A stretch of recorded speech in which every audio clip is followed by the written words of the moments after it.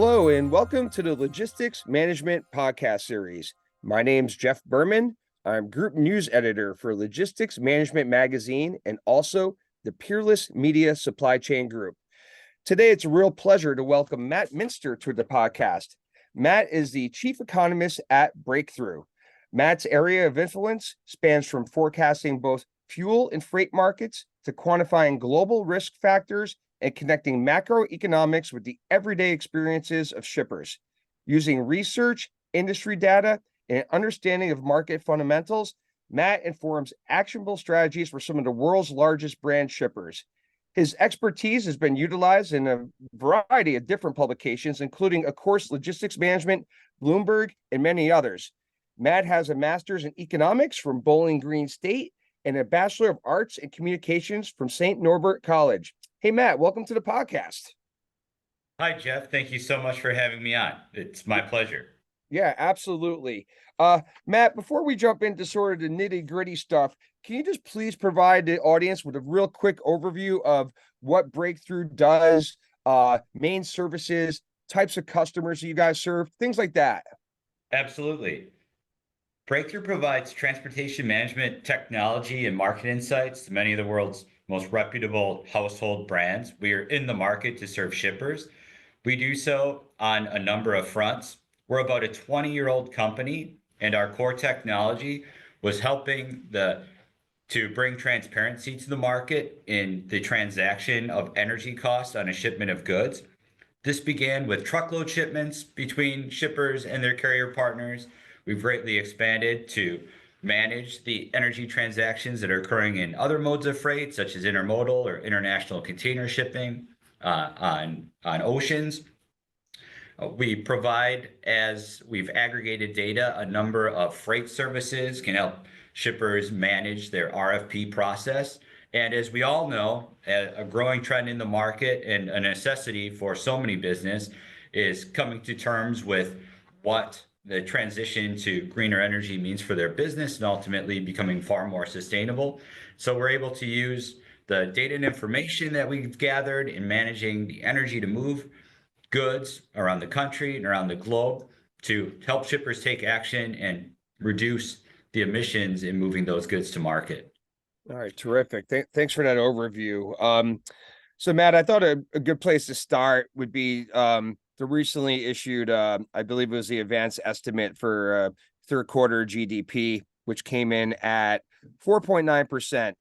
And I guess it's sort of a two-part question here. It's sort of one, how should shippers sort of be viewing the that 4.9% reading as it relates to their supply chain strategies, shipper supply chain strategies, that is, and also where does this square up or fit in sort of in the overall state of the freight economy?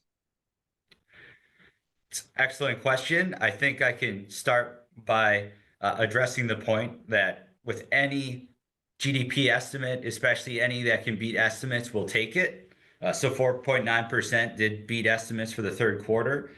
Came in as a surprise, definitely a surprise. There are reasons for optimism around the number. There are reasons for pessimism as we move forward into the holiday season. I can address both sides of the conversation, and in many ways, it's simply a reflection of how shippers, transportation service providers, you and I have felt about the broader economy throughout much of 2023.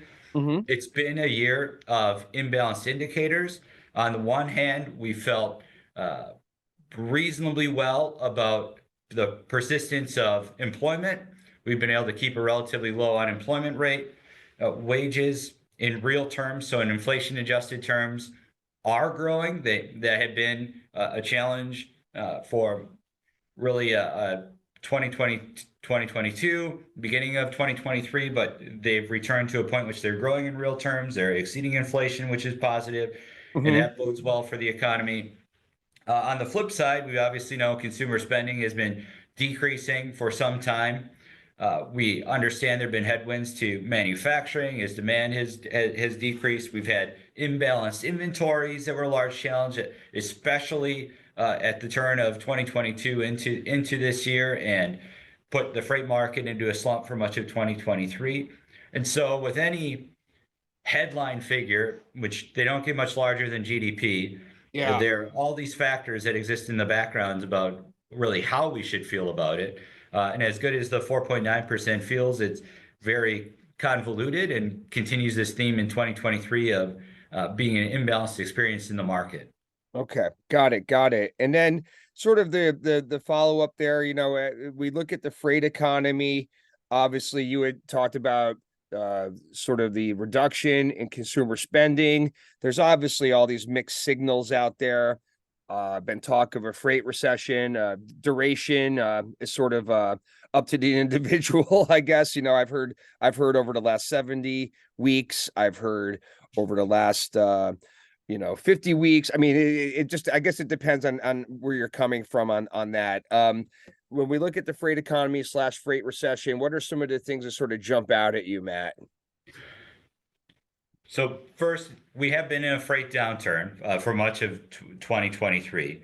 A couple things from our perspective that jump out at me are where we sit. It's December 1st. We're in the midst of the holiday season. Of course, consumers have already spent. They're well on their way toward spending toward the holidays, given we're already arrived in the month of December.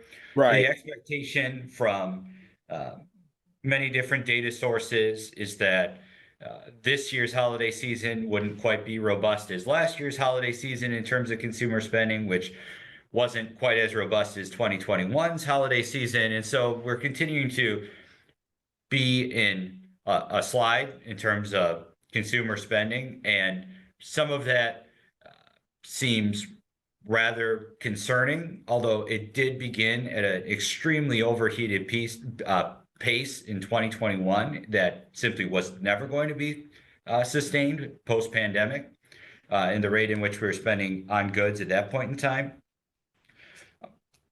But when I think about where we stand with the current freight downturn and where we're heading, we do have that expectation. Spending is not as strong this year through the holiday season as it was a year ago, and that's because of continuing consumer headwinds. We have had increases in unemployment as 2023 has gone on, although we are at relatively low historic levels, which remains positive.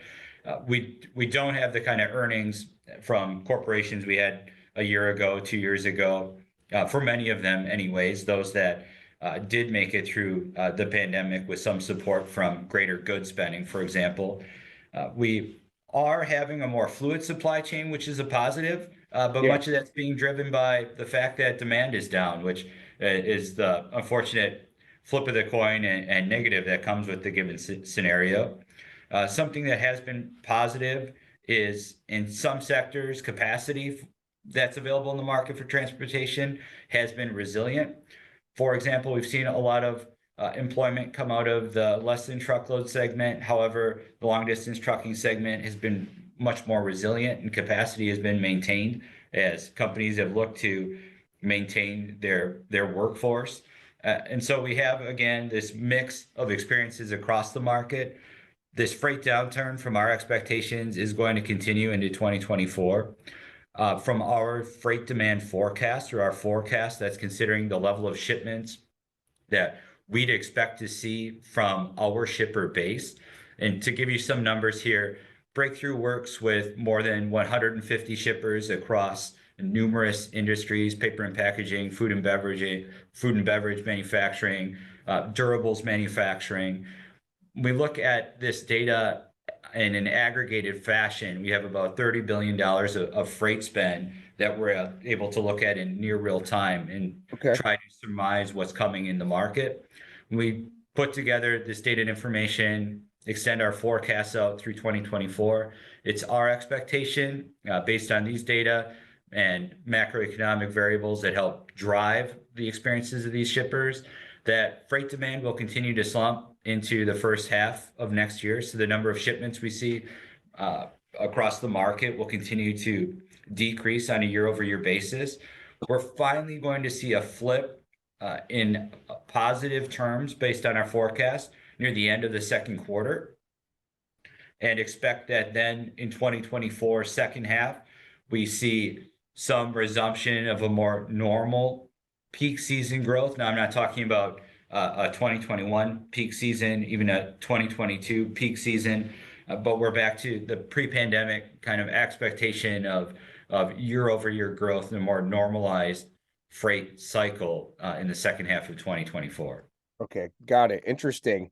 And uh, can't help but think about things like consumer spending, demand levels, etc., without going back to inventories, which obviously have been a key theme and talking point, data point, if you will, for more than a while now.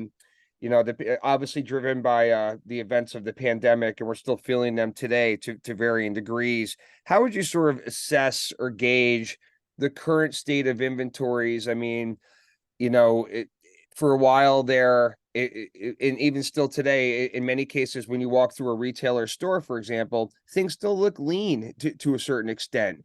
Um, where do you stand on sort of the current state of things as it relates to inventories? I mean, you could throw out my quick walk through a Target analogy, but I just was trying to put it in perspective for our audience. Yeah, I can throw out a couple important indicators of where they stand. So we haven't returned to a retail inventory to sales ratio at levels that had existed pre-pandemic. That we just are not seeing uh, the level of inventory to sales recover all the way to those levels. So what you're talking about largely represents the experience that we've had in the market. We had a really big miss for retail inventories at the during 2021 in terms of getting overly tight. They missed the holiday season from 2021 to 2022. Yeah. There was timing that ultimately spilled through 2023. And so we've been in this period that's been very difficult to manage. That supply chains have had obviously no help with the kind of dynamics that are happening, not only with the pandemic, but with geopolitics around the world. Not to mention there's Panama Canal drought circumstances. There are a lot of different shocks. I continue to forget that even Suez Canal at one point in time along these years had a backlog of ships sitting outside of it. So there's been Yeah. plenty that has been disrupted. But we're finally recovering to a point of more normal inventories after first being very tight, very lean, then having a bulge in inventories, just having excess inventories that ultimately slowed the freight market and was a significant factor through 2023 of our experience in the freight market. We're finally getting to a point of them being normalized. It will be interesting to see where we come out in terms of holiday sales and ultimately where inventories stand to begin 2024. Okay. All right. Yeah, that's really interesting. And why don't we shift from inventories over to inflation? In a previous conversation we had, Matt, you had mentioned something along the lines that inflation, while going down, still remains somewhat sticky. So I'm curious, do you see that trend persisting into 2024, in terms of it being somewhat in tune with things getting back to a more normal flow or cadence, if you will, in terms of goods movement? Yes, Jeff, sticky is the word. There's unfortunately no doubt about that. And I'll elaborate on it with a couple indicators. So first, we recently had personal consumption expenditure price index come out for the month of October, in which we Right. saw a 3% increase from year ago levels. Now that was down from September's measure of 3.4% from year ago levels. So we continue to see progress, which is really positive. Where inflation will be sticky are in those markets in which it's difficult for the good that the consumer is purchasing to see its price change dramatically over a relatively short period of time. I think there couldn't be a better example than housing and its overall impact into what we experience as consumers with inflation.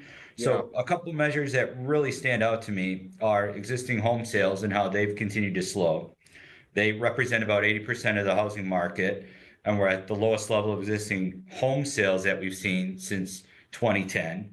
That's driven for a by a few different factors. Of course, the rate environment is very prominent, that it creates this very reluctant environment for consumers to want to move homes because it comes with a much more significant cost.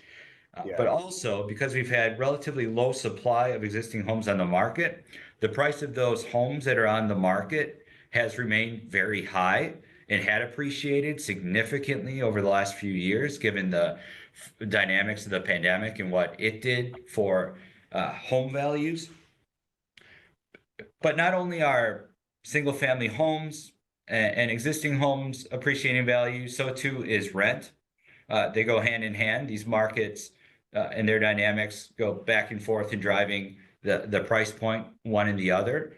Hmm. And so these are points of sticky inflation. When it comes to dwelling, this is not something that will change dramatically in a relatively short period of time. It'll only change once the interest rates, the federal funds rate is cut, and there's interest rate relief that ultimately brings down the cost of that mortgage payment for families. Yeah. And so this is where inflation becomes very sticky. I did mention also earlier that inflation adjusted wages are growing. And so this is another potential point of pressure, is how much have wages grown? We've continued to see some dramatic public increases in wages, such as through the automotive workers strike. Those become very public numbers. We understand that wages are increasing through private companies also.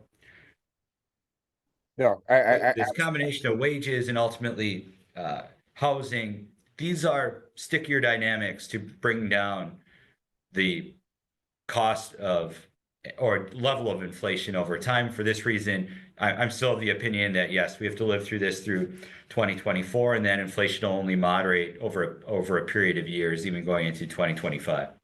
okay. All right, great. So why don't we shift gears for a moment, Matt, over to the energy prices side of things? And by energy prices specifically, I'm talking about diesel.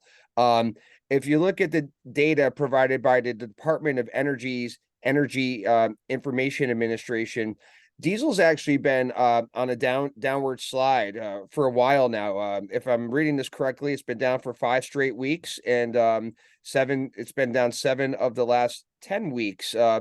And the declines have been fairly significant on a sequential basis. If you take a close look at them, there have been declines in the last 3 weeks alone of 6.3 cents, 8.5 cents, and 7.2 cents, respectively. I mean, those are not small tallies, if you will. And obviously, they create a good news scenario for shippers. So that said, I mean, obviously that's something that's really hard to predict. But could you just touch upon, the impact of declining fuel prices at the moment at a time, where obviously the volumes are down? It's got to be viewed as a bit of a tailwind, right, for the shipper community? Yes, helpful to anyone moving goods, no doubt about that. And something I'd add is those figures you're discussing from the EIA that represents retail diesel prices. Wholesale diesel prices move much more rapidly than the retail market.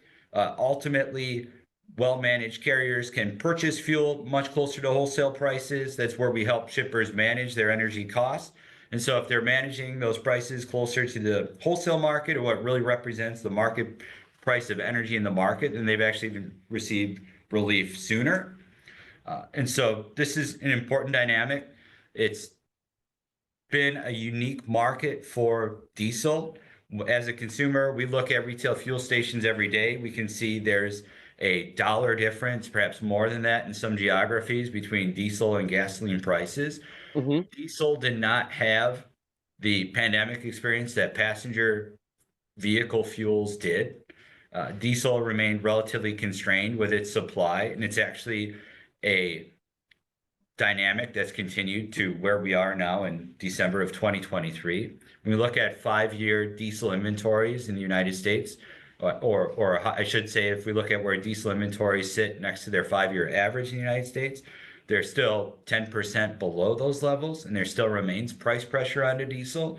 But to your point, Jeff, the recent dynamics in the market, it's been driven by decreasing oil prices, largely from the macroeconomy and this expectation that and data that have shown we're in a slower economic environment, not just in the United States, but places and other major fuel consumers like China and other countries internationally that matter a lot to the international energy market. So that's been true. Crude oil prices have come down. But diesel, we're out of the seasonal peak price point for it. So it's a very seasonal fuel when it comes to price pressures. A couple times each year, refineries will go into maintenance season.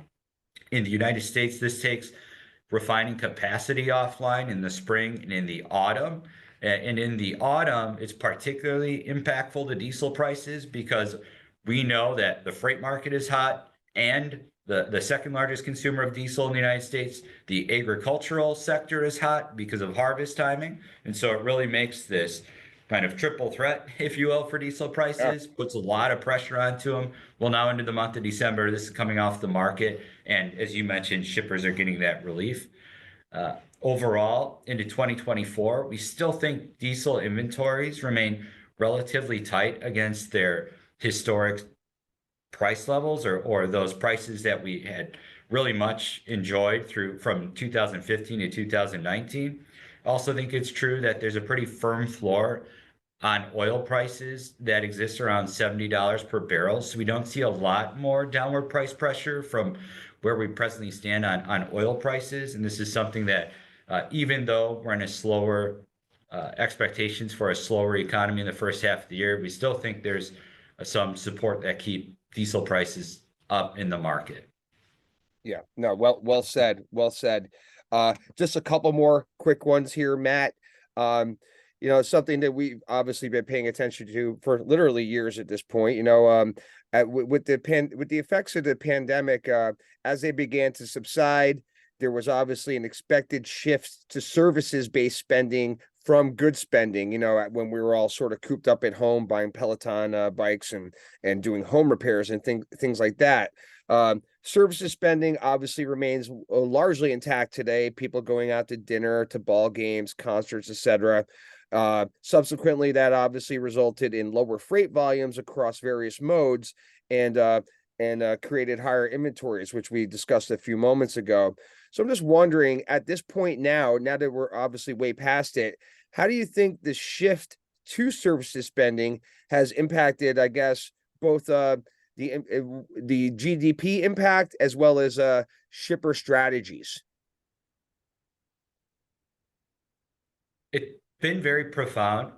We knew it was going to come back at some point in time. It was a matter of time to get to that healthy environment post-pandemic and an environment that consumers were more comfortable in getting out and consuming and being exposed to larger groups of people in places like restaurants, concerts, etc.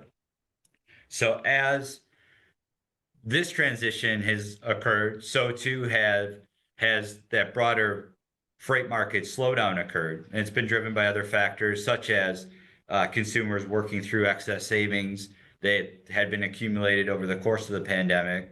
So it's important that we're, like you've just called out, we've gone through this transition in which shippers have needed to plan not only for this broader shift of consumption from really a focus on the goods and a transition to services, but also at a time when more headwinds were appearing in the market when because of elevated inflation rate, ultimately and consequently an elevated interest rate environment and added costs on the consumer. This has transpired at relatively the same time. And I might also add that just as the experience has been for goods, service costs have appreciated significantly. Anyone who's attended a Taylor Swift concert will tell you that, or even me. And living in Green Bay, Wisconsin, we have a Kansas City football team coming to town. There's a certain person that Taylor Swift may or may not be attached to on that team. And Yes, even true. that brings up ticket prices. Of So course. Yeah. service spending at restaurants, at entertainment venues has also appreciated dramatically. And so consumers have to make a choice. They're at a point when their discretionary income has fallen significantly. And all of this creates headwinds in the purchases of goods, particularly durable goods, discretionary items, as I just mentioned. Excellent, excellent. And then just to wrap up here, Matt, I just wanted to touch upon the recently announced, I believe it was Monday or Tuesday of this week, the White House is rolling out the White House Council on Supply Chain Resilience. It's pretty multifaceted. It leverages things that they've already done over the course of the pandemic and before and after, all with a real sharp supply chain focus, which are to be fair, are things that we have not seen a ton of in maybe ever until the last few years. Obviously, for both good and bad reasons, the supply chain was in the crosshairs and in the public eye, if you will, especially during the heat of the pandemic. So I mean, here's another initiative. Who knows what's going to happen with it, where it goes, but on the surface, there are some promising there's some promising potential things there. How do you sort of view this and sort of use the increasing attention being paid to the supply chain inside the Beltway? So that's a two-sided coin. On the one hand, I suppose industry stakeholders can be pretty concerned that the government's paying more attention to supply chains because of fears of regulations, potentially cost impacts that come of it. In a real big way, we can expect that to continue when it comes to the management of emissions in the market. That would be my expectation. And it's something we're seeing play out on an international basis. To your point, Jeff, a real positive that I see come out of this is that supply chains and ultimately the infrastructure that serves them remains in focus, which is very important in the United States, that we understand where our transportation infrastructure sits. There are plenty of other initiatives that are continuing, such as the Freight Logistics Optimization Works or FLOW initiative, as it gets Yeah. discussed. These represent opportunities for shippers' voices to be heard, for transportation service providers to be heard, which remains exceptionally important, because we do want the opinions of individuals who are working in the industry to be at the forefront of making positive change in the market. And so your point, I do see more positive coming from the fact that supply chain remains elevated. And more broadly, as an industry, it's become far more perhaps mainstream is a center of attention and focus in the general public. And that just bodes well for recruiting talent into the industry as well, which I see as a positive. No, yeah, no, great point. Great point. All right. So this brings us to the end of our allotted time for today's podcast, Matt. So on behalf of Logistics Management Magazine and also the Peerless Media Supply Chain Group, I'd like to just say thanks a lot for spending some time with us today. Thank you so much, Jeff. I sincerely appreciate the invitation. Yeah, no, and we would love to have you back in the future. So we'll keep the conversation going. And real quick, for those of you in the audience on LinkedIn, please feel free to reach out to Matt. And just to be clear, his last name is spelled Muenster. Although it's pronounced Minster, which I learned right before our recording. So I'm glad we clarified that. And for those of you on Twitter, please feel free to give us a follow, simply at LogisticsMGMT. And for those of you that are not subscribed to our podcast, please just go ahead and look for Supply Chain 24/7 wherever you get your podcast. Thanks, everybody. Have a great day, and we'll catch up with you soon.